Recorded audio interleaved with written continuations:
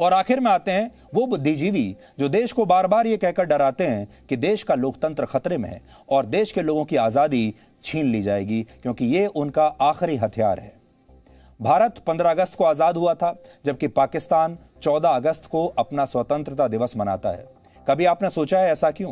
क्योंकि आज़ादी से पहले तो भारत और पाकिस्तान एक ही था, और जब आज़ाद भी हुआ उस दिन भी भारत पाकिस्तान को एक ही दिन आज़ादी मिली, यानी 15 अगस्त को। तो फिर आज़ादी का दिन मनाने में ये एक दिन का अंतर क्यों है?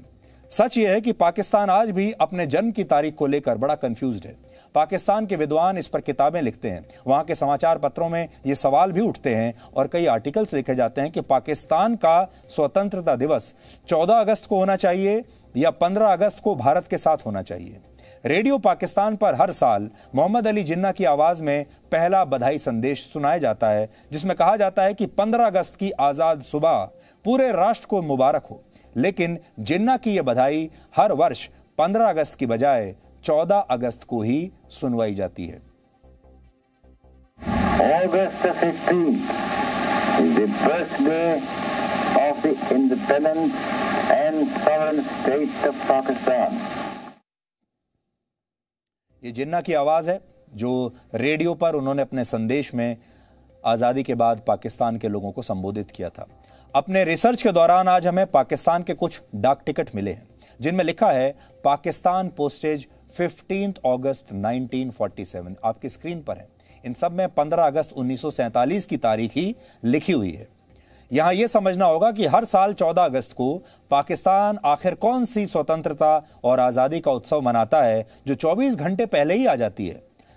सच यह है कि आज़ादी की लड़ाई में पाकिस्तान की मांग करने वाली पार्टी मुस्लिम लीग का कोई योगदान नहीं था। मुस्लिम लीग सर सैयद अहमद खां की 2 नेशन थ्योरी का समर्थन करती थी और सर सैयद ने कहा था कि मुसलमानों को अंग्रेज़ों का साथ देना चाहिए, क्योंकि अगर अंग्रेज़ इस देश से चले गए तो लोकतंत्र में हिंदू बहुसंख्यक हो जाएंगे और मुसलमान अल्पसंख्यक हो जाएंगे और हिंदू मुसलमानों को दबा देंगे। इसलिए जो शुरुआती रणनीति थी वो ये थी कि आज़ादी की जो मांग है इसे ही रद्द कर दिया जाए और अंग्रेज़ ऐसे ही भारत पर शासन करते रहें।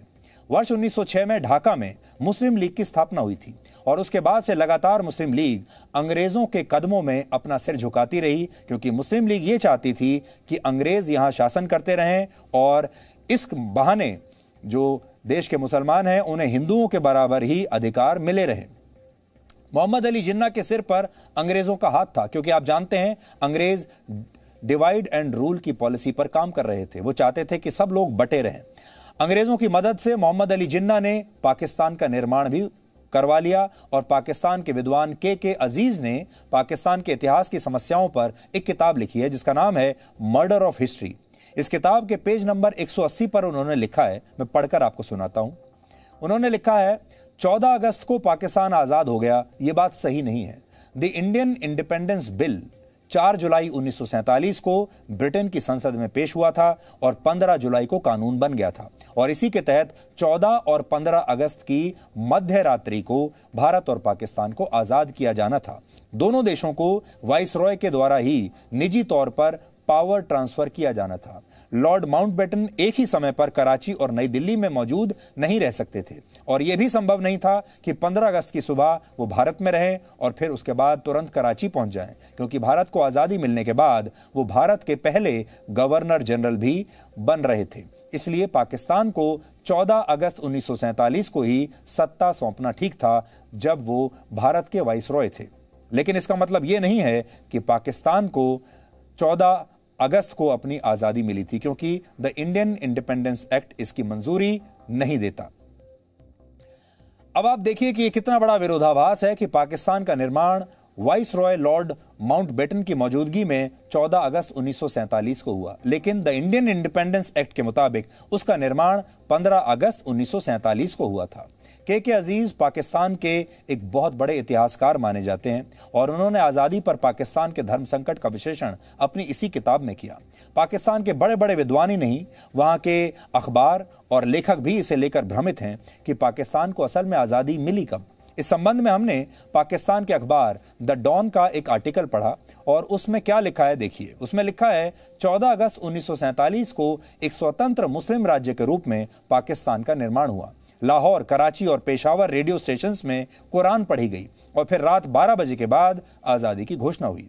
पाकिस्तान की जनता के नाम मोहम्मद अली जिन्ना का बधाई संदेश ऑन एयर किया गया रेडियो पर। यह पाकिस्तान बनने के बाद स्वतंत्रता पर जिन्ना का पहला रेडियो भाषण था।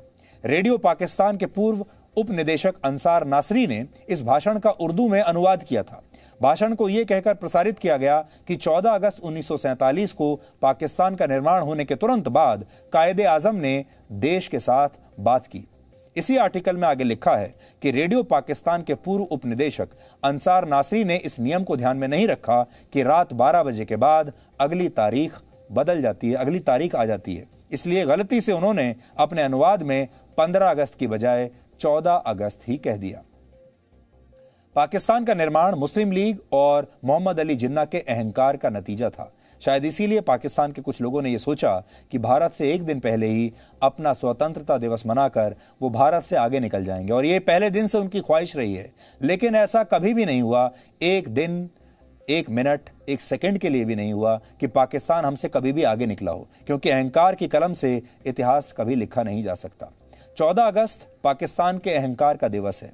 पाकिस्तान अगर चाहे तो इस तारीख को आज भी बदलकर 15 अगस्त कर सकता है, लेकिन हम जानते हैं वो ऐसा कभी नहीं करेगा। लेकिन आप सबको ये पता होना चाहिए कि पाकिस्तान गलती से एक दिन पहले अपना आज़ादी का दिन मनाता है, जो कि गलत है। उसकी आज़ादी भी 15 अगस्त को ही हुई थी।